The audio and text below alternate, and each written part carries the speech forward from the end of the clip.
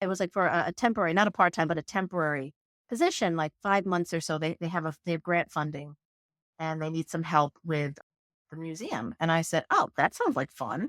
Again, it, I think it's really important to notice that I have been at this point making massive career decisions on that sounds like fun as my main criteria. Um, so But it worked for you. yeah, well, people do, when I tell people well, what was your reasoning for applying for these or doing this or the choices that you made? Well, that sounds like fun. Yeah, I just, boy, it's amazing how things work out. Welcome to the People of Pathology podcast. I'm Dennis Strang. On this podcast, we explore pathology, laboratory medicine, and forensic science. If you're interested in medical museums, you may have heard of today's guest.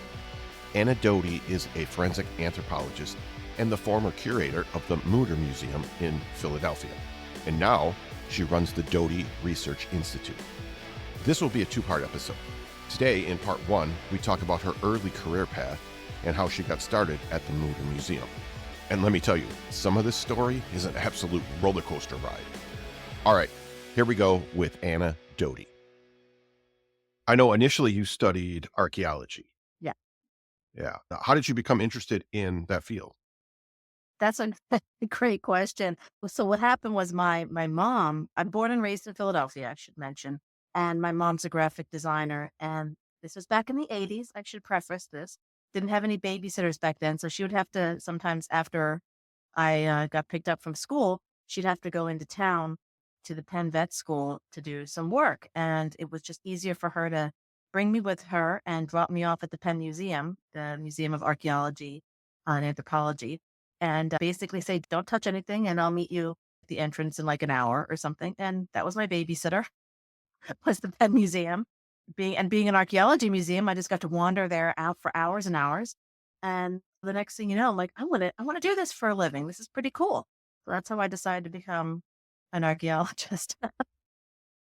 I guess, for a lot of us, that babysitter was probably the TV. So I guess you've got an advantage there. I mean, yeah, definitely had some TV babysitting as well, and also just none Sure. at all. But Sure. this Yeah. was this was like a nice little side quests, I guess you could say. But it was definitely fun, and yeah. So that's basically, and that means it's just a weird. I wonder if she had taken me to a different museum. Who knows what happened? Oh, yeah. That's interesting to think about. Okay. So then how far did you go in archaeology in that field? Well, since I knew we're talking when I was in my early teens. It's kind of when I earlier than that, actually, probably like 9, 10. I decided I wanted to do this, and it went all throughout high school. And then I actually chose my undergraduate university because of my major.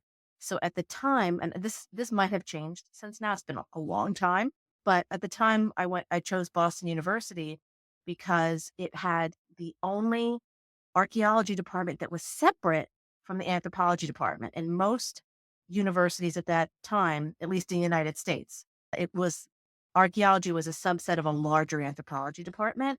And, you know, I kind of wanted to be in a department that was its own thing and not just kind of one section of a larger department. I thought I would get, it seemed like it had more professors and more field school opportunities being its own department. And so that's why I chose it. But eventually you did change to anthropology. What's the story there? Yeah, I went through all this trouble and I really wanted to be an archaeologist. And then what do you know? I attend my first excavation. And I actually spent an entire semester in Belize, I want to say my sophomore year. Gosh, years are all blending together. I think it was my sophomore year. I spent an entire semester in Belize, and that was the first time I actually got to excavate a grave site. Mhm. And that was just amazing. It was so interesting, and it was such a wonderful experience. And then it also made me think, okay, so as archaeologists, we're looking at items that humans made and then trying to interpret how they live their lives and all these things from these things that they made, where we actually have the bodies of these individuals, the bones right here. and they're telling a very direct story. And so that's what really got me interested in what at the time was called physical anthropology. I think we use the term biological anthropology now, but looking at the human bones and then translating them, trying to like learn their language. What are they saying? What are they trying to tell us about how these individuals lived and how they died? And I honestly found it to be a much more direct line of inquiry. It really appealed to my sense of like, let's just get right to it. And I found it fascinating, and just looking at minute details on bones or looking at certain aspects of the teeth and then learning from my professors where, you can tell this if you look at this and do that. And I just it just really spoke to me, and I loved it, and that was it. That was it.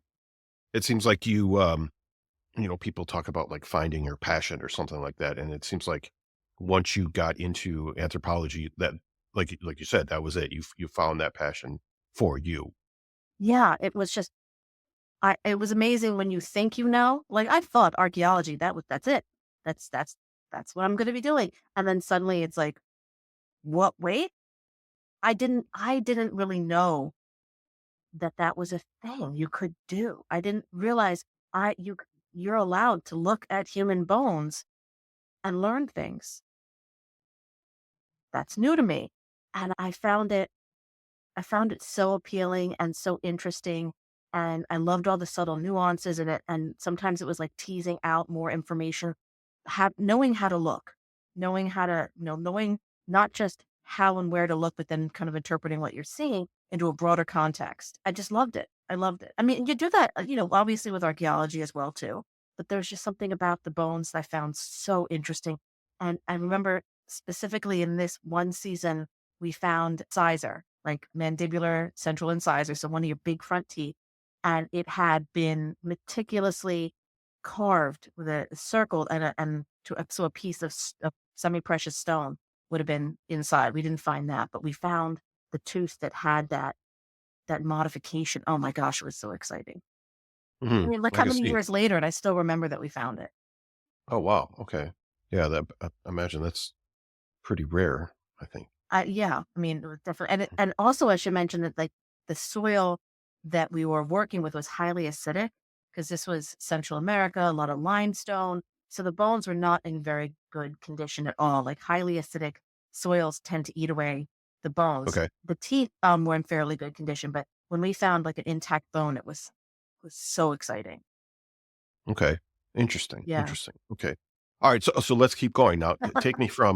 from here to you went to work at Harvard's Peabody Museum. So how did that happen? Well, it took a few side steps. So basically, Okay. my senior year of undergraduate, my professors were very nice, very honest about your prospects for having a career in academia in physical biological anthropology. And they were like, just so you know, this is highly competitive. Grad school is highly competitive. And then once you get out of grad school, there are, you know, one or two jobs for every like 10 or 15 newly minted PhDs. It's very competitive. And then you're kind of always in this race to publish and to do this and do that. And it didn't sound fun. It sounded to me, it sounded very scary because, I'm not a gambler. I didn't like those odds. And everybody that I had been working with and took classes with, in school, everybody's so smart and everybody was like so accomplished. And you're like, am I going to be able to do this? What is going to be my like niche? Where am I going to shine? And I just, didn't have the confidence at that time to think that I was anything special and that I could succeed in that. So I had to kind of stop and think, okay, well, I still want to do this work in general. Like, I still want to be able to work with human remains, specifically human bones. What are my other avenues? And that's when I did the research and I realized I heard about forensic anthropology and that kind of work. So that was my first kind of realization. Because keep in mind, this was 1997. So Okay. it's a long time ago. And I say this very specifically because I think the first CSI shows came out in either the early aughts or I forget. But this was before all of those was before forensic became mainstream and people actually knew what a CSI was. So I Hmm. decided I was going to go instead of straight on a PhD path, I was going to do a side quest and get my master's in forensic science. And at the Okay. time, again, 1997, there were like just a handful of universities that offered this. And ultimately ended up choosing and going to the George Washington University, GW, which I think even to this day still has a great forensic science program. And what I really liked about it is I had envisioned that I wanted to be a CSI. I wanted to do crime scene investigation, focus on forensic anthropology. So that would become my niche when I was doing that. And so at GW, I liked that you had to take so many different types of classes. We had to take criminal law. We had to take pathology, obviously. And the really cool thing is we got to take pathology at the Armed Forces Institute of Pathology, because that's all of our teachers in DC, they were all practicing, professionals in there. And Uh-huh. it was amazing. So I got to do a lot of my classes were in situ at whatever institute the professor was teaching at. So my anthropology courses were taken at the National Museum of Natural History, the third floor. So that was amazing. Yeah, pretty cool. Um, and I did a concentration in forensic anthropology, but I got a really nice background in all different aspects of forensic science. And then I had to do a kind of like it wasn't a dissertation because it wasn't a PhD, but a thesis. I had a thesis paper, and I ended up Okay. doing it. At the time there were no manuals for law enforcement on how to properly excavate a buried crime scene, like a body or a skeleton that had been buried. There was nothing that existed out there for non-forensic anthropologists to actually have as a guide to try to do it as best they could. So I wrote my thesis was actually writing a manual specifically designed for law enforcement called the Underground Crime Scene. And that kind of, I went to an AFS conference and I remember going to Kinko's before. Remember Kinko's? Is this still Oh, sure. I Sure don't know. do. Hmm. And I printed a bunch of my thesis. I printed a bunch of copies and spiral bound and everything and brought them with me and just to kind of see if anybody was interested in them. And the funny thing is, like there was again, there were no manuals like this. And so I found out a couple of years later, I kind of Googled it and I found out there's a copy of it that's still in circulation in Australia. I found out they were using it as a textbook and just using it as a manual in parts of Central and South America.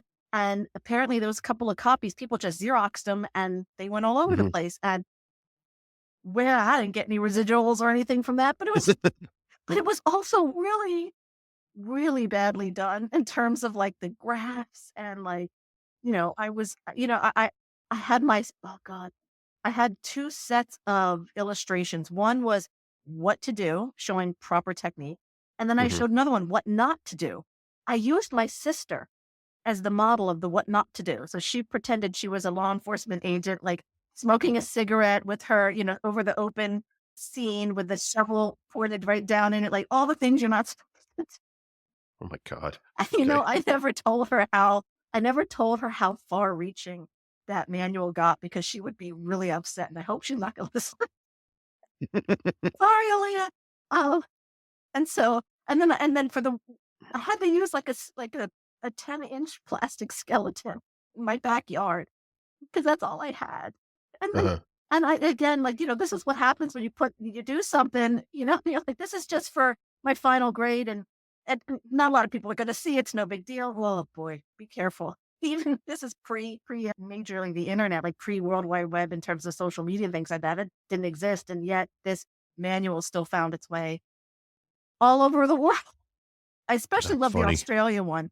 That was so funny. So that's one thing, right? So Okay. so that was I got my master's and I fully intended at this point I was going to be a CSI because I've already kind of determined that at this point in my life, academia is not feasible for me, right? And Okay. so, but then I had started applying for jobs and so a lot of the people in my cohort in my graduating class we all got kind of scouted by I call them the alphabet soup agencies, but FBI, CIA, NSA, all of those things. And I got picked by the CIA. And so I started doing my interview rounds with the CIA. And that was incredibly intimidating. And they were very honest about it taking 2 years at least to go through the whole vetting Hmm. procedures and all of these things. I think they said it was going to take a really, really long time. And so I was still applying to other positions as well. And so one of the positions I applied to on a lark was at Harvard University. The Peabody Museum of Archaeology and Ethnology was looking for osteologists because they had a very, very big NAGPRA project they had to do. So the Native American Graves Protection and Repatriation Act, which basically, for the people who don't know about it, they're listening. It's a federal legislation that mandated that museums, I should say cultural institutions, but predominantly museums that have human remains that are of indigenous origin, Native American to North America, I believe at the time, needed to be repatriated. They needed to be identified and they needed to be repatriated. And so at that time, Harvard's Peabody Museum had the largest MNI, minimum number of individuals, outside of the Smithsonian. So it was a huge undertaking. And it was not just I should say it was not just human remains, but it was also objects of cultural patrimony, which is a very broad term. So they had to do massive inventories of not just their human remains, but of their cultural objects as well. So they were hiring a lot of people. And interesting, and this is like just going to show how I was a clueless 20 something at the time. I had been working almost my entire grad school time at a wonderful, wonderful place called Dumbarton Oaks in Washington, D.C. It's an absolutely beautiful cultural institution in Georgetown. And it's got these beautiful gardens and it's amazing libraries. Hmm. And it's owned by Harvard. And I didn't realize that Oh, wow. for the longest time that it was owned by Harvard. So when I applied for the job at the Peabody, I was already considered an internal candidate. So I think that gave me a little bit of an edge, because generally speaking, internal candidates, I don't know exactly, but anyways, it was extraordinarily whirlwind because I was keeping in mind I was also engaged in all this stuff with the CIA Hmm. and interviews and all these types of things. And then I get this email from Harvard and they're like, we saw your application. We'd like to do a phone interview. So I think of something like the phone interview was on Monday. And then on Tuesday, they said, we want you to fly up. And, so I was in DC and we want you to fly up to Boston for an in-person interview. So I think I flew up on like Wednesday or Thursday and it was one day up and back. And by Friday, Hmm. I got the job. Well, 1 week. It was Wow. crazy. They really needed people and they needed them quick. Hmm. And so I was like, cool academic job at Harvard of all places, or another year and 8 months or whatever with the CIA, and I might not Hmm. even get the position. So I opted to go to Harvard and it was amazing. And it was such an incredible opportunity. It's not what it's one of the first examples of didn't go to plan. I had a very Right. clear plan in which I felt that I wasn't worthy. I know I wasn't ready or I wasn't good enough to be in academia to I'm an officer at Harvard University. So that Wow. was a alrighty then. And that was wonderful. I was actually there for 4 years and and the one thing I do regret is you get to take classes for free when you're at Harvard. And I did take classes at the medical school and a bunch of other places. And if I had just and I took classes because they were fun. I took like archaeology of death and vertebrate anatomy, and I got to, do things I couldn't do in high school, like dissect sharks and all sorts. And I did the fun classes. I did fun classes to me, and instead of like picking classes that I could have used towards getting a degree. But it was still fun. I really don't regret it. It was great. I could just take classes at Harvard for fun. So I was there for 4 years, and that's kind of how that was my side quest into academia and my foray into the museum world, which I didn't really think I would be able to get into. You're listening to the People of Pathology podcast with our guest, Anna Dhody. We'll be right back. LabVine is an interactive online learning platform where laboratory professionals learn, develop, and discover by sharing knowledge and building on each other's experience. The platform provides global access to internationally accredited laboratory specific courses and other resources developed by lab specialists like us for the laboratory industry. LabVine is free to sign up, and you can use the link in the show notes to get started. If you think it would be nice to have a helpful reference about digital pathology, I have some great news for you. Dr. Alexander Zhurov has written a book called Digital Pathology 101. All you need to know to start and continue your digital pathology journey. This book will help you whether you're a complete novice or a digital pathology trailblazer. You can get a copy of it by following the link in the show notes. Now back to Anna Dhody on the People of Pathology podcast. We're going to get a lot more into your foray into the museum world in a little bit. First, though, I want to talk about how you got involved with the United Nations in a project that took you to Yeah. Peru. Tell me about this. What was that about? So I'd been at Harvard for 4 years, and it was great, but it was also very obvious to me that there's not much upward mobility for me in the position that I was in. I didn't see myself going, advancing too far, and I was feeling a little stagnant there. I was like, well, what am I going to do next? I'm still relatively young and all these things, and I had made a lot of friends when I was there. And I should mention that, like, what was really cool is that if you haven't, for people who haven't been to the actual museum, it's the museum, but it also has all the anthropology offices, and the professors are in the same building, just in different floors. And so we would make friends, obviously, with all the different professors, and go to their, lectures or events. And so I was friends with one of a professor there, and he was a professor of Peruvian quipus. That was like and quipus are kind of like strategically knotted bits of string that were used like an abacus. And so Oh, okay. yeah, in Incan or Moche cultures. I'm sorry, I'm blanking on that, but it's one of the, I Okay. think it's one of the ancient Peruvian cultures. I can't remember exactly what one. But talk about niche. But that was one of what he was an expert in. But he was very, he knew a lot of other professors in Peru, and Peru was having human rights issues. And basically, he told me that they kept having to import forensic anthropologists into Peru to help with the massive amounts of desaparados, the disappeared bodies that they were finding of people who had been murdered and then Mm, put in mass graves and things like that. So what they really wanted was they wanted somebody to come in and train their already existing medical personnel in forensic anthropology, so they could do the work and they wouldn't have to keep having a revolving door of forensic anthropologists. And and he's like, "Are you interested in doing that?" And I was like, "Well, I said, I'm not fluent in Spanish. I'm proficient. I can get by, but there's a difference between being able to, like, order food and get around, and lecturing in a very specific topic." So I was like, yeah. and they're like, "Oh, no, no, no, don't worry.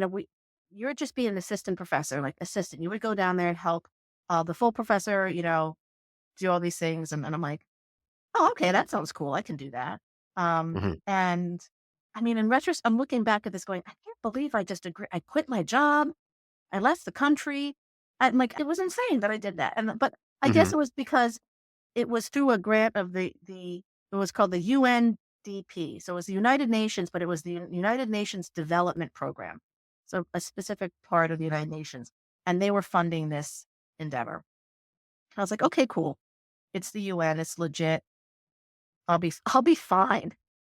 Right. Right? What's the worst that can happen? Did I do any history or a deep dive into the reason I was going, and the turmoil and the political corruption? And again, Mm. I was going down there to find people that had been disappeared, never thinking at one point that, oh, I could be one of them. Because Oh, yeah.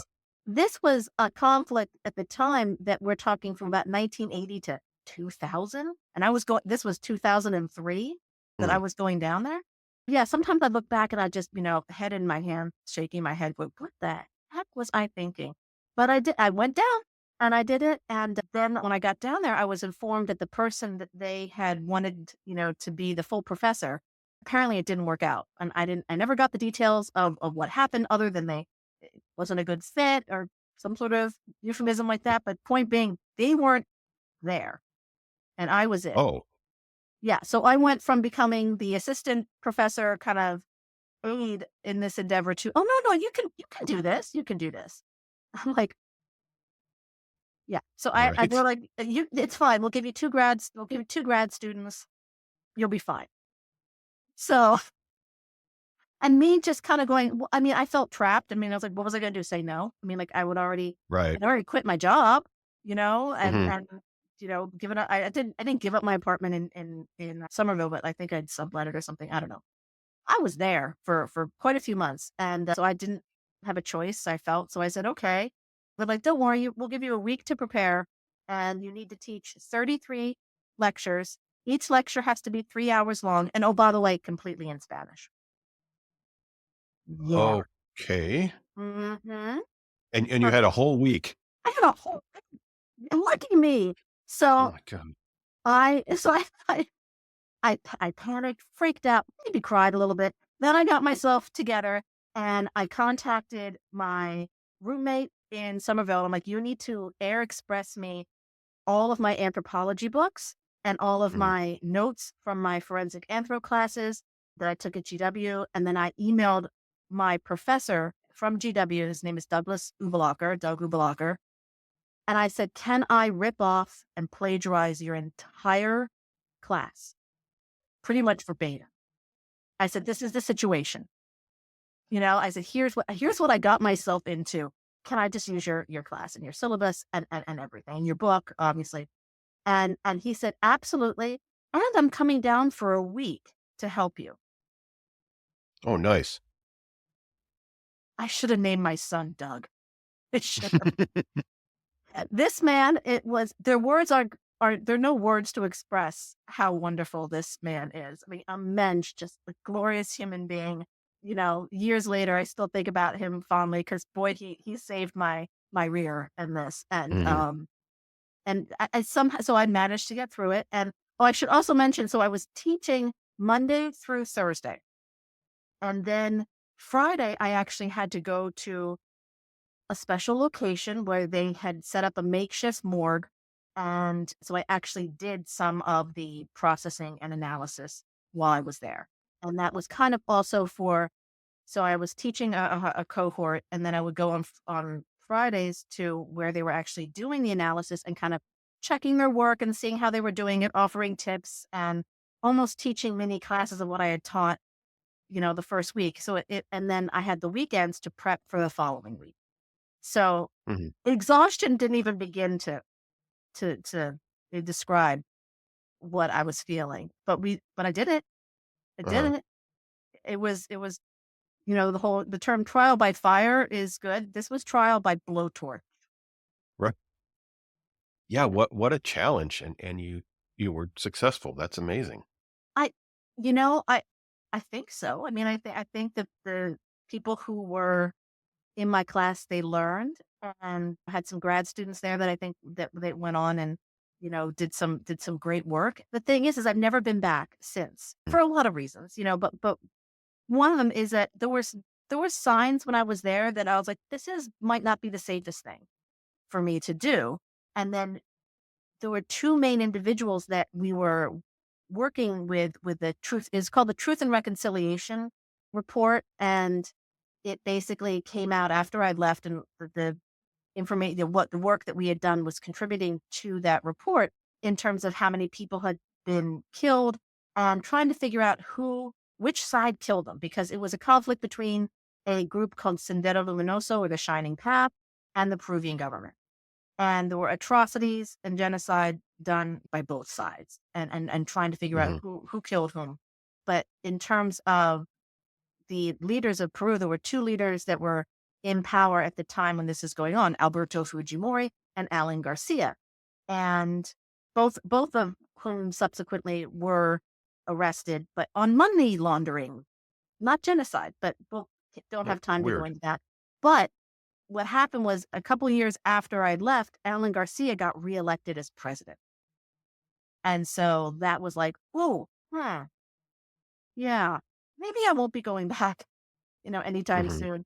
we might be on a list or Oh, I see. you Okay. don't know, whether or not because your name gets put on reports and, I signed a lot of documents and reports and analyses and things like that. So it's one of those things. I would like to go back eventually. I think I probably will at some point. I think it was just a wonderful country, absolutely beautiful, Hmm. amazing people. It was an exhausting but wonderful experience. Would I duplicate that experience now that I'm in my 50s? No, I'm too old for that. But in my 20s, it was definitely something that I'm glad that I got to experience. Sure, sure. I can understand that, definitely. All right, now we're going back into kind of the museum Yeah. area or realm, whatever. So now tell me about how you came to work at the Mutter Museum.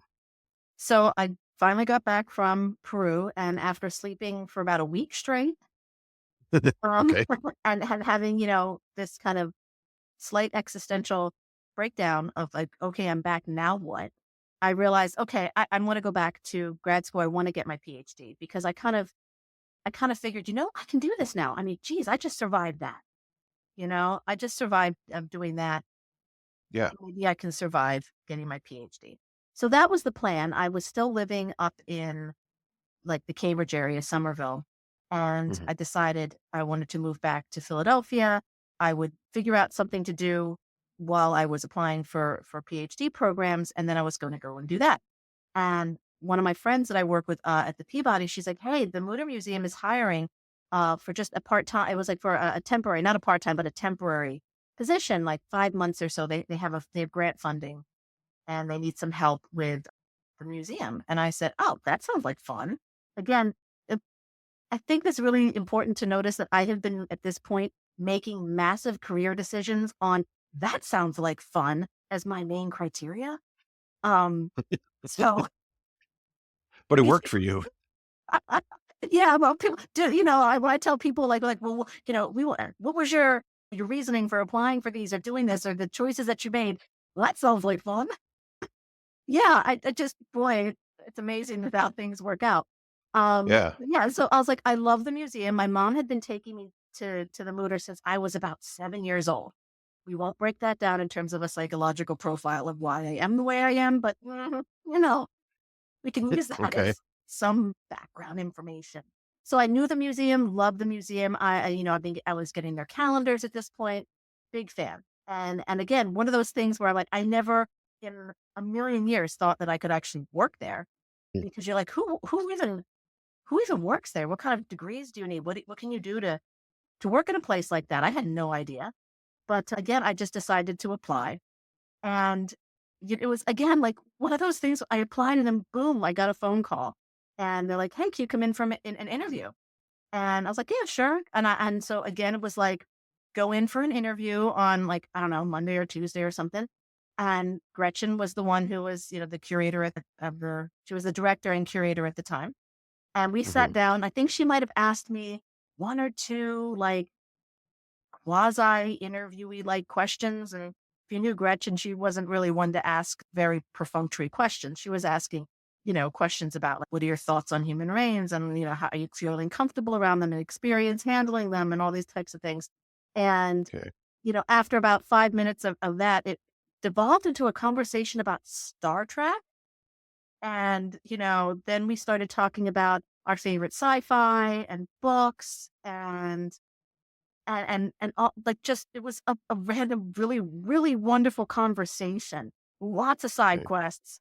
Completely lost the thread of the interview, just having a good time. And at one Okay. point, she was like, "Man, I wish we could do a Vulcan mind meld." And I was like, "Why?" And she's like, "Oh, it would just be easier for me to give you all the information about your job." And I was like, "Oh, Oh, all oh." right. And Mhm. basically offered me the job on the spot. And I accepted. Uh-huh. And I'm like, this was 2004. I don't even think there was any paperwork. I don't even remember if I signed anything. Like nowadays, you got to sign all these things and NDAs and, your Mhm. firstborn and all these things you got to sign away. I don't think it was anything like that because it wasn't even a real job. I wasn't a real quote unquote employee. I was a vendor or contractor because it was through grant money. But to me, that was perfect. That was great because I knew I was going to go on to grad school. Huh. And so this was a perfect little bit of time for me to have some fun at my favorite museum, do some cool work, and put it on my CV and then go on to my PhD. Again, that was the plan, right? Right. I had it all figured out, she says. Narrator over. I think, no, she didn't. Because life happens and death happens, and sometimes you just gotta roll with it. And so what happened was, let's see, it was May. It was May that I took the job, and then in August, Gretchen died, somewhat Oh. unexpectedly. Yeah, it was Mm. fairly unexpected. We knew she was ill, but we also knew that she had a path forward. There was a treatment plan, everything, but she kept putting off the treatment because it would have meant isolation and being away for 3 months. And so she kept Mhm. putting it off. And unfortunately, then things exacerbated. And then it got to the point where her body just couldn't handle it and she died. And I don't say passed away because I think she'd be pissed off if I use that kind of softened term. Yeah, she was very blunt about life and about death. And so, she died. And it was very traumatic because imagine somebody who was the heart and soul of an institution for 35 years. She had been there for 35 years at that time. Wow. Everything that, all the nuances, all the minutia, the information about the museum was in her head. Mhm. And so imagine like, losing 35 years of cultural knowledge, of institutional knowledge in a heartbeat. And she was also incredibly loved. She was an incredibly charismatic of that institution for decades. And so it was a big blow. It was a big blow. Mhm. And things are kind of in chaos and in turmoil. And so I said basically, okay, this is bad. This is really bad. I'm still young. I can put off going to grad school for a year or so. 'Cause, I'll stick around and Okay. help out. And so again, I still wasn't a full-fledged employee, but they somehow found more money and they kept me on for another year. And I basically was like, okay, I'm going to stick around until things kind of, we get back on our feet and there's some stability and everything is kind of quote unquote under control. I think I use that term. I'll stick around until things are under control. Okay. Flash forward almost 20 years later. I'm still Right. there. I find out in the museum world, things are very rarely under control in any meaningful way.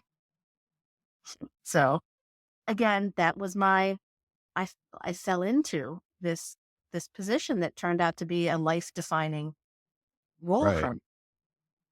Yeah. Wow. Okay, so this kind of temporary position ended up being almost 20 years. Yeah, exactly. And Okay. people keep saying, I did a lot of media and a lot of interviews and during that time, and they would always ask me like, oh, what was your path, to getting this position? It's like dumb luck and death. Okay. Yeah. But I mean, at the same time, however this opportunity came to you, you knew enough to grab it and take advantage of it, Yeah. which Yeah. which is saying something. I think it's because I loved the murder museum, loved is past tense. I still love it. And it was in jeopardy. And it was pretty scary for a couple of years as to whether or not only would the museum pull through, but with the College of Physicians. They were, we were in a rough way for a while. And then got a new CEO who really kind of pulled us into the black and really, came through. And it wasn't fun. It was tough. It were the measures and the things that we had to do. But, I give him a lot of credit for really saving not only the museum, but the college and having a deep and profound respect for the museum as well. And I think that was, and he trusted the director and myself as curator to do what we needed to do to make it thrive and be successful. So, his name was George Woolreich, and he's since retired. But, I really we didn't see eye to eye on a lot of things. We disagreed on quite a few things, but I still Hmm. really respect his business savvy and his love for the college and for the museum. And he did great work. And so I was really lucky that I had somebody at the helm who appreciated the museum and wanted to see it succeed because he realized that the museum succeeds, the college succeeds, and that's what happened. Because Sure. we went, you know, we went from Gretchen's passing, and then almost immediately within a couple of years, we had that huge, the economic collapse, Oh, the right. Okay. massive depression. So yeah, it was pretty tough, but we pulled through, and I think that, and I definitely want to give him credit for steering the college into a solvent position. All right, that's the end of part one. Part two will be released next week, Monday. And here's a short preview of what you can expect from part two. And it made me realize that there is such a need for this type of content where you put things out there, you tell people, hey, this exists, or this information is here for you.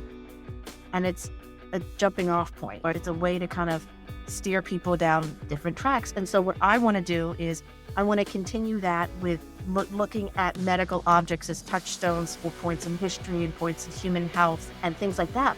But I also am very interested in talking about medical and scientific career paths for people. Because again, these are things that are not widely accessible to the general population to know that, hey, there are these really cool, neat careers in medicine and forensics and science that I want you to know about because I think they're really cool and you might Mhm. too. Okay, big thanks to Anna Dhody. Like I said, part two will be out next week, Monday. I'll save most of my comments for the end of part two, but here's something to think about until then. Anna's journey from archaeology to forensic anthropology and ultimately to the Mutter Museum shows the importance of adaptability and seizing opportunities.